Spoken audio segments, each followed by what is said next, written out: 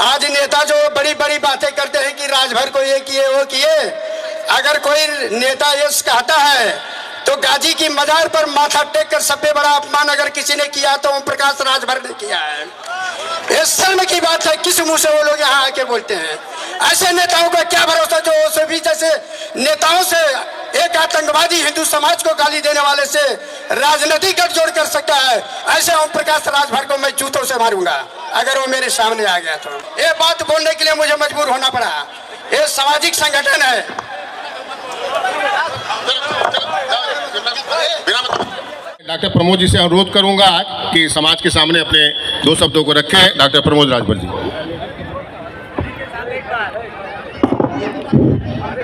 हिंदू हृदय सम्राट महाराजा सुहेलदेव राजभर की, छत्रपति शिवाजी महाराज की, भीमराव बाबा साहब अम्बेडकर की, माँ बुम्बा देवी की। सबसे पहले मैं इस राजभर समाज सेवा संघ के मंच को नमन करते हुए यहाँ पर मंच पर उपस्थित सभी प्रतिष्ठित लोगों को सादर प्रणाम करता हूँ और इस जयंती समारोह में आए हुए मेरे माताएं और बहनों को सादर प्रणाम करता हूँ। भाइयों, आज हम महाराजा सुहेलदेव राजभर जी का 1016वीं जयंती मना रहे हैं। हमारे महाराजा सुहेलदेव राजभर 11वीं सदी के राजा थे और उनका जन्म सन 990 ईस्वी में श्रावस्ती में हुआ था और उनका शासनकाल 1027 से लेकर 1077 तक था। लगभग 50 वर्षों तक में उन्होंने राज किया। भविष्य में वो अपने राज्य का विस्तार करते हुए गोरखपुर से और पश्चिम के सीतापुर क्षेत्र तक गया था। सन 1034 में विदेशी आक्रांता सैयद सलार मसूद गाजी ने धोखे से हमारे राज्य पर आक्रमण किया, लेकिन हमारे वीर सम्राट ने उस मुस्लिम आतंकवादी को ऐसे मारा कि उसकी सारी सेवाओं को गाजर मूली के काटते हुए और हित से घायल सैयद सलार मसूद गाजी अपने प्राण को त्याग दिया, जिसको उसी श्रावस्ती में ही दफन कर दिया गया। उसकी कब्र बनाई गई, आज बाद में मजार बनाया गया। उसके बाद आज वर्तमान में उसकी दरगाह है जहाँ पे लोग माथा टेकने जाते हैं। हमारे समाज का हिंदू भाइयों का इतना दुर्भाग्य है कि ज़्यादातर हिंदू भाई वहाँ मजार पे माथा टेकते हैं। ये या तो उनको इतिहास के बारे में जानकारी नहीं है या तो फिर अंधविश्वास में है। यहाँ पर उपस्थित सभी भाइयों से निवेदन करता हूँ, आप किसी आधार मजार पे माथा टेकने से आपका विकास नहीं होगा। अगर होगा तो आपका शिक्षा से होगा, आपसी सद्भाव से होगा, आपसी संगठन से होगा।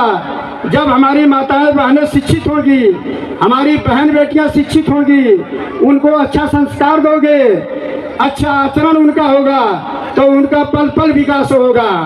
आज भी मेरे भाइयों, हम यहाँ बहुत सीना जोरी से नेतागिरी करते हैं, लेकिन गांव देहात में मैं देखता हूँ आज भी मेरी बहन बेटियां कितने दूसरे के खेतों में काम करने जाती हैं, जहाँ पर उनका राजभर जी जो देश की एकता अखंडता बंधुत्व की रक्षा के लिए लड़ाई लड़ा, आज उनकी वीर गाथा को आज हम बताने का काम किया है। और महाराजा सुहेलदेव राजभर जी के राजभर जोड़ने की आप बात कर रहे हैं।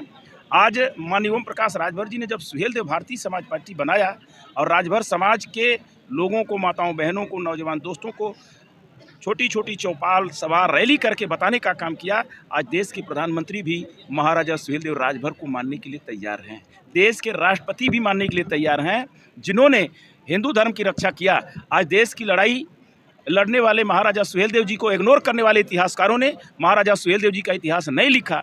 जो नारी के लिए लड़ाई लड़ा, राम रावण की लड़ाई सीता के लिए हुई थी, अलाउद्दीन की लड़ाई चनवा बेलवा फिलवा के लिए हुई थी, महाभारत की लड़ाई द्रौपदी के लिए हुई थी। आज उसका इतिहास है, उसका रामायण है। इसलिए आज सुहेलदेव भारतीय समाज पार्टी आने वाले समय में उत्तर प्रदेश और देश में सरकार बना के महाराजा सुहेलदेव जी के इतिहास को लिखने का काम करेगी। जो इतिहासकारों ने नहीं लिखा उसको आज हम समाज में बताने का काम कर रहे हैं। जैसे सर आपने कहा जब डाक टिकट जारी हुआ था, ओम प्रकाश राजभर जी खुद सरकार में थे, वहाँ पे राजभर शब्द नहीं लिखा था, जिसकी वजह से वो मीटिंग को अटेंड नहीं किए थे। आपको जानकारी नहीं है, ओम प्रकाश राजभर जी ने भारतीय जनता पार्टी से समझौते से इस्तीफा दे दिया था। बढ़ती हुई भारतीय समाज पार्टी को के ताकत को रोकने के लिए भारतीय जनता पार्टी ने महाराजा सुहेल देव जी के नाम से रेल गाजीपुर से दिल्ली तक चलाने का काम किया है। भारतीय समाज पार्टी के ताकत को रोकने के लिए भारतीय जनता पार्टी ने जो सदन में टिकट जारी होता है, जो आपके वो ले जाके गाजीपुर में रेल डाक टिकट जारी करने का काम किया था।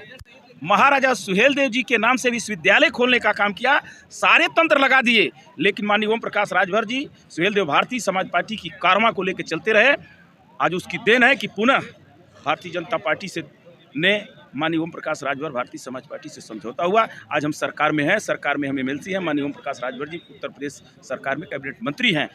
आपके ताकत को नहीं रोक पाए, उनको समझौता करना पड़ा। ये भारतीय समाज पार्टी की उभरती ताकत को देख के समझौता किया है। मैं समाज की बात करूंगा। जैसे कि ओम प्रकाश जी ने विरोध किया था कि डाक टिकट पे राजभर शब्द जुड़ना चाहिए, लेकिन राजभर समाज के तमाम नेता थे, उन्होंने चुप्पी साधी थी। आज देन है कि इसकी वजह से आज महाराजा सुहेल देव राजभर जी को लेके अदर समाज भी राजभर समाज से लड़ रहा है। आज अदर समाज इसलिए लड़ रहा है कि ये अब आपका पहले प्रजातंत्र देश था, अब लोकतांत्रिक देश हो गया है। जिसको सबसे ज़्यादा वोट मिलेगा वो आपके विधानसभा का विधायक बनेगा, जिसको सबसे ज़्यादा वोट मिलेगा वो लोकसभा का सदस्य बन के जाएगा। आज राजभर समाज के वोट को लेने के लिए, ठगने के लिए सारे लोग आज राजभर समाज सहित हर जात धर्म के लोग सुहेल देव जयंती मनाना शुरू किया है कि राजभर को बहका के हम वोट ले लें। लेकिन आने वाले समय में राजभर समाज के नौजवान, बुजुर्ग, माँ बहनें, सारे लोग सुहेल देव भारतीय समाज पार्टी के साथ हैं। कोई कितना हो ताकत लगा ले, वो अलग नहीं हो सकता। और राजभर समाज की ताकत उत्तर प्रदेश और देश में दिखेगी, ये ओम प्रकाश राजभर ने पैदा कर दिखाया। हम ये जानना चाहते हैं कि माननीय ओम प्रकाश राजभर जी तो शेर की तरह दहाड़ रहे हैं, लेकिन और समाज के नेता जो हैं, अगर ये जो सुहेल देव राजभर का मुद्दा चल रहा है उस पर क्यों नहीं बोलते हैं? ये उनका विषय, हमारा विषय नहीं। हमारा विषय, हमारा नेता दहाड़ रहा है ना, आप जान रहे हैं ना, हम भी दहाड़ रहे हैं। ये दूसरे समाज के लोग नहीं या दूसरे पार्टी के लोग नहीं दहाड़ रहे हैं तो उनका विषय है, वो कब चाहे। अभी समाज के आप क्या कहना चाहेंगे? हम क्या चाहेंगे? हम तो कह रहे हैं ना कि महाराजा सुहेल देव जी के सपनों का भारत होगा। महाराजा सुहेल देव के पग चिन्हों पर चलने की जरूरत है। धन्यवाद।